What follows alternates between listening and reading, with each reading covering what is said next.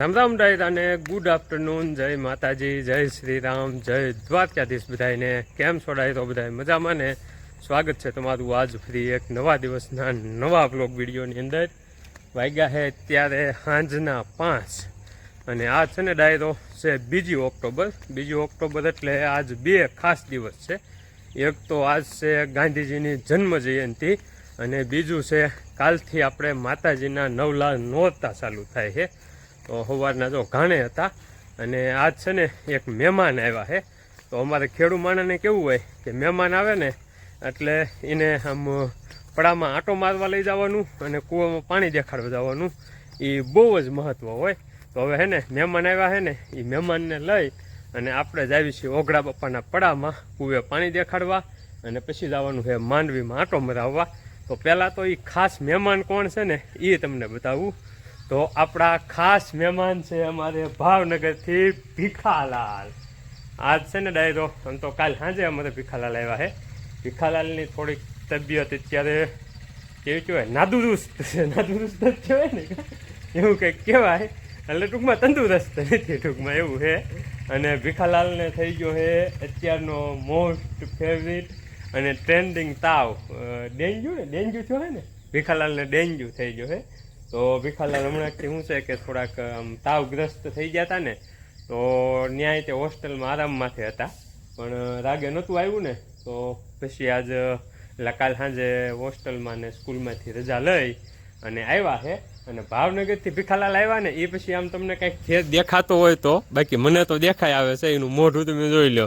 અહીંયા હતો ને ત્યારે કામ કરીને કાળો થઈ ગયો તો ભાવનગરથી આવ્યો ને આમ ધો થઈ ગયો એ કામગીરી. અમે આખો દી શું કહેવાય એસીવાળા વાતાવરણમાં રહીને. તો હવે હે ને ભીખાલાલ આવ્યા છે અને તમને ને ભીખાલાલને બેને આપણે ઓગડા બપ્પાના કૂવામાં કેટલું પાણી હીડ્યું ને એ દેખાડવી. ઓલા ફેર કરતાં ભીખાલાલ જાજુ છોડી ગયું ને, આપણે નાતા ત્યારે કરતાં ઘણું જાજુ. કાં તો ડાયરો જો હવે હે ને ઉપર જે બાંધેલો રહ્યો ને ત્યાં આવવામાં ખાલી લગભગ ફૂટ જેવું બાકી છે. આ તો વરસાદ બંધ થઈ ગયો, બાકી જો હજી વધારે વરસાદ આવ્યો હોત ને તો આપણે બાંધેલું રહ્યું ને એની માથે વ્યૂ આવે છે પાણી. છેલ્લે એક વખત જ્યારે ગોડાઉનમાં પાણી ભરાણું ને ત્યારે લગભગ ઉપરથી 3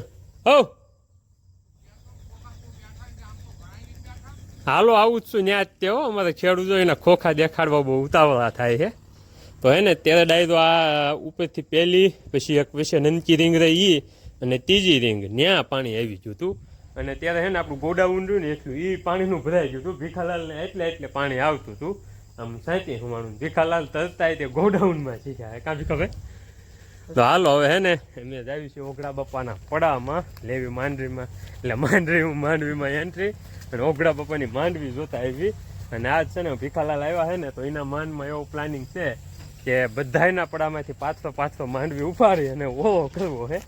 બાકી અમારે બધો સિંજાટો લઈને આવ્યા છે નીણ વાઢવા. તો એ ઓલા પણ તો જાહેર વાઢે છે અને ઓગળા બાપા પણ માંડવી ઉપાડે છે. તો હાલો જઈને ને અમારે ખેડૂની ઓર્ગેનિક માંડવી તમને દેખાડવી અને ભીખાલાલની માંડવી દેખાડવી. કેમ કે ભીખાલાલ છે ને આમ તો ભાવનગર જોઈને કેટલો મહિનો નહીં થઈ ગયો, મહિનો થઈ ગયો ભીખાલાલ ભાવનગર જઈને. એટલે ભીખાલાલ આવ્યા છે તો આખા પડામાં આંટો મરાવી દેવી, એટલે શું છે કે આમ હવા ફેર થાય અને થોડુંક આમ હલન ચલન થાય ને તો તબિયતમાં થોડોક સુધારો આવે. જો ભાઈ માંડવી ઉપાડી છે, સારી જ બેઠી છે, કમ્પ્લીટ છે. હા તમે જુઓ ઓર્ગેનિક માંડવી 20 નંબર.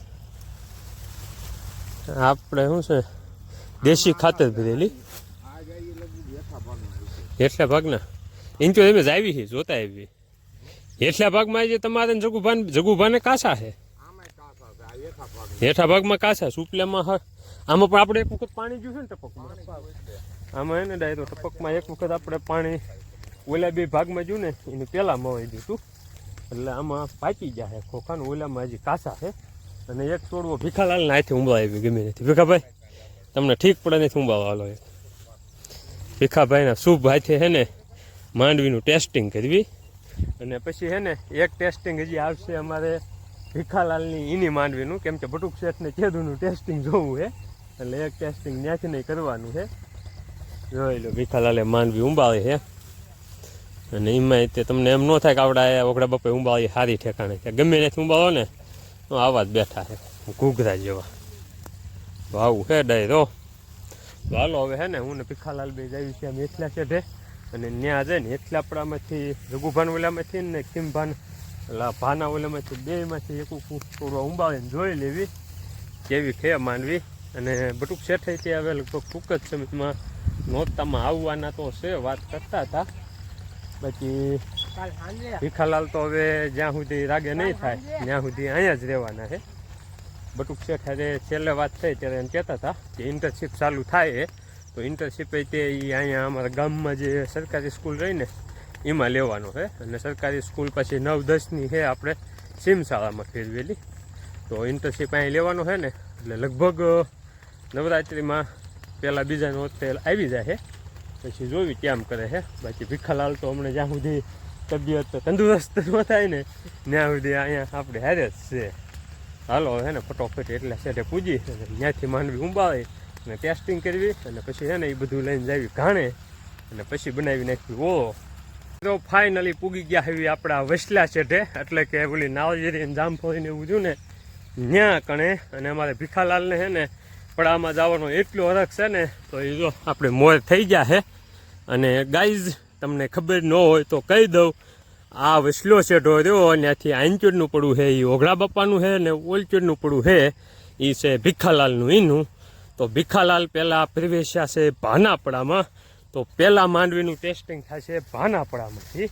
તો હવે ભીખાલાલના શુભ હસ્તે અહીંથી હોય તે એકાદો છોડવો ઉંબાવી નાખવી, પછી જ આવી ભીખાભાઈના પડામાં, પછી ત્યાં જઈને થોડીક રંજાડી કરીશું આપણે. તો હાલો ભીખાભાઈ રંજાડી કરી નાખો, એટલે રોજડા બગાડે ને એની કરતાં તમે ખાવ તો અમને કંઈક ફાયદો થાય. ખાવ ખાવ તમારા ખાવાથી અમારે કંઈ તાણ નથી આવવાની. વાહ ભીખાભાઈ વાહ, મોજ કરીને ભલામણે જોઈ લો. ભીખાભાઈ જો ઉંબાળી છે માંડવી. તો આમાંય તે હારી બેઠી છે ભાઈ, આમાંય કાંઈ નથી ઘટે એવી. અમુક છોડવા છે એમાં ખાસ નથી, પણ તોય હાવ નથી એવું નથી. અને આમાં શું છે ડાયરો કે આ માંડવી રહીને એમાં એક પાણ ઓલી ઉપલા પડામાં રહીને એની કરતાં ઓછું મળેલું છે, એટલે ખાસ એવી માંડવી નથી. અને વાતું કરતાં કરતાં આપણે બોર્ડર ક્રોસ કરી અને પૂગી ગયા હવે ભીખાલાલના પડામાં. તો હવે અહીંથી ભીખાલાલના ઓલામાં ટેસ્ટિંગ કરવું જ પડશે. તો ભીખાલાલના શુભ હસ્તે અહીંયા હોય તે થોડુંક નુકસાન કરી નાખવી. ભીખાભાઈ કરો રંજાડ. હાલો લ્યો ત્યારે ઓલા દાદા ઘોડે 5 કિલો મોકલાવું મારા વાલા.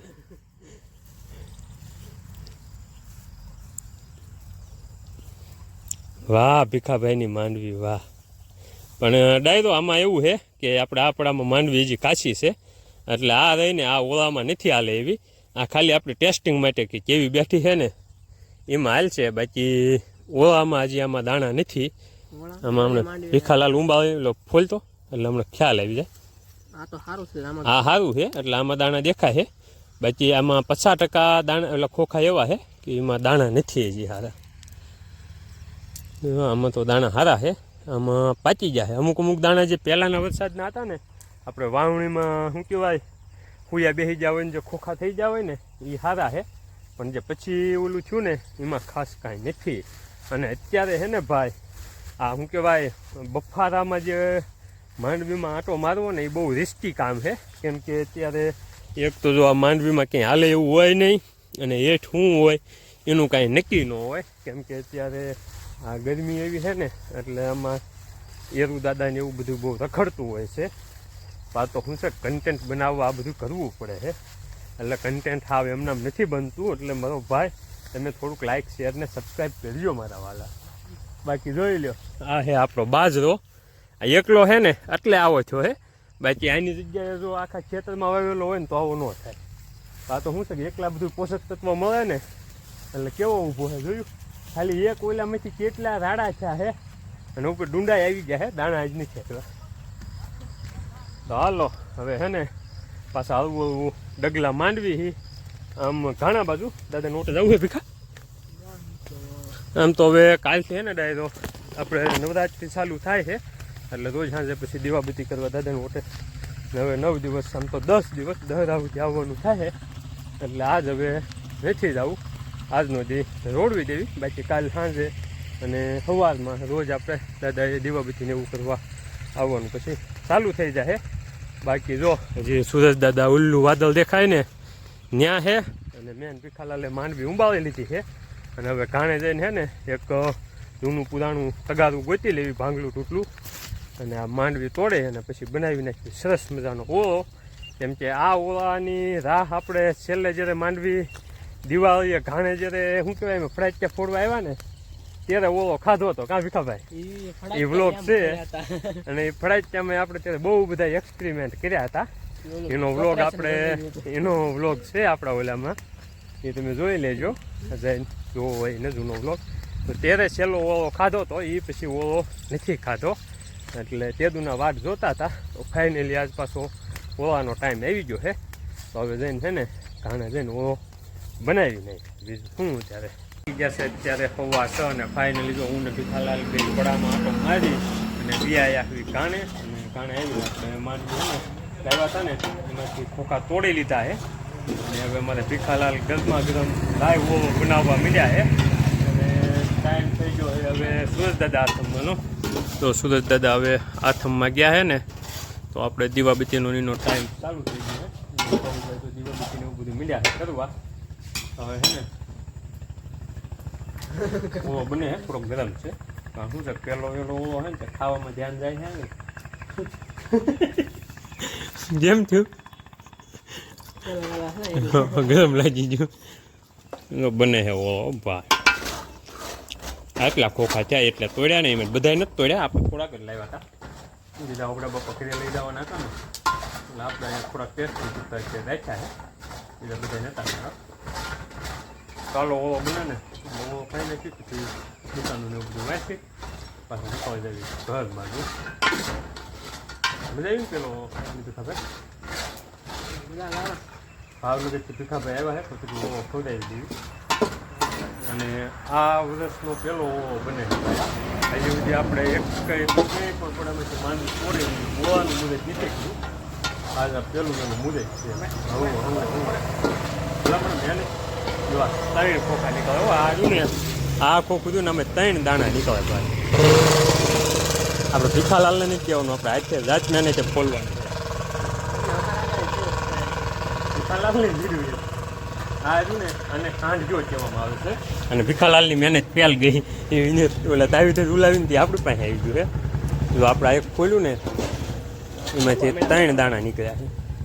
ઉડવા માંડ્યા જો 3 દાણા નીકળ્યા. 1 2 3 આમાંથી ને 3 નીકળે. આવું કરશે અમારે ખોખા જો હજી ભીખાભાઈ બીજું પછી કોઈ છે. હાલો હવે ને ફટોફટ ઓલું કરીએ ને મળ્યા જેવા હવે ને એવું બધું થાય ને કે આપણે ઓળો થઈ જાય તૈયાર પછી ઓળો ખાઈને નીકળતું. અત્યારે વાગ્યા છે 6:45 ને ફાઇનલી જો આપણે ઘાણેથી છે ને ઓળો ખાઈ અને પછી દીવાબત્તીને એવું બધું કરીને દુકાનોને એવું વધાવી અને વી આવ્યા હતા ઘરે. અને ઘરે આવ્યા ને કાં નીંદ લેવા જવાનું થયું હતું. તો અત્યારે જો હું ને એવું ભાઈ બે છે ને આપણો શનિયાળો લઈ અને આવ્યા હતા પાટામાં નીંદ લેવા. તો જે કાંઈ નીણ અને ખડના પુવાર એવું બધું હતું ને એ બધું શનિયાળામાં મુકાઈ ગયું છે. અને શનિયાળો થઈ ગયો છે ઓવરલોડ. ત્યાં જવું હોય તો સાયકલ લઈને હાલવા દે. હા તે વાંધો નહીં. અને બીજી વાત એ છે ડાયરો કે આપણો શનિયાળો જો ને એમાં લાઇટ થતી નથી, કાંઈક તકલીફ થઈ ગઈ છે. નકર આ પોઈન્ટ જોઈ ને આમ ખેંચવી એટલે લાઇટ થાય પણ લાઇટ નથી થતી. અને બીજી વસ્તુ એ છે કે આપણે વાડીનો રસ્તો જો ને એમાં વચ્ચેના ભાગમાં છે ને જો આ રીતની પાળી હોય તો આ પાળીમાંથી અને 2 સાઈડ પાસે કિલ્લા હોય મોટા. તો આમાં શિયાળો જો ને એ આ રીતનું આંકવો પડે. એક ટાયર પાળીમાંથી એક ટાયર આંક્યો હોય એટલે અમુક જગ્યાએ પાળી છે ને એટલી ઊંચી હોય ને તો શિયાળો આંકવો ને બહુ જ ડિફિકલ્ટ છે. અને આમ થયું તે શું છે કે આ સ્પીડમાં ભાગે નહીં અને આંકડું આવે અને ઊંચું આવે તો પડવાની જે બીક ફૂલ રહે છે. એટલે છે ને લાઇટ વગેરે આને ઘરે પુગાડવું ને એ બહુ જ ડિફિકલ્ટ છે. અને બીજી વસ્તુ એ છે કે આ ભાઈ છે ને એ આ બીજી વખત હજી શિયાળો ડ્રાઇવિંગ કરે છે. પહેલી વખત અહીં પહેલાં ઊંધાસભાઈ બે નીલ લેવા આવ્યા તે બી હેઠો હતો અને આજ પાછો. તો હાલો હવે માતાજીનું નામ લઈ નાખી દેવી ગેરમાં અને પૂરા ફૂલ થઈ ગયેલા છે. તો ધીમે ધીમે નીકળ. લાઈટ તો લગભગ નહીં જવું પડે. અને તેમ છતાંય જો હવે એ માતાજી આપણો શિયાળો થાય છે, હાલતો હળવું હળવું. અને હે ને એ બાજુથી ફૂલ બેલેન્સ રાખીને હાંકવો પડે હે, કેમ કે એકેય બાજુ આઘું પાછું ન થવું પડે, નકર કિલો થઈ જાય ને ત્યાં એવું છે. હાલો હવે માતાજીનું નામ તો લઈ લીધું છે, હવે ધ્યાન રાખીને હે ને ભાઈ પૂછી જાય ઘીરે અને મળશું કાલ સવારમાં નવા દિવસના નવા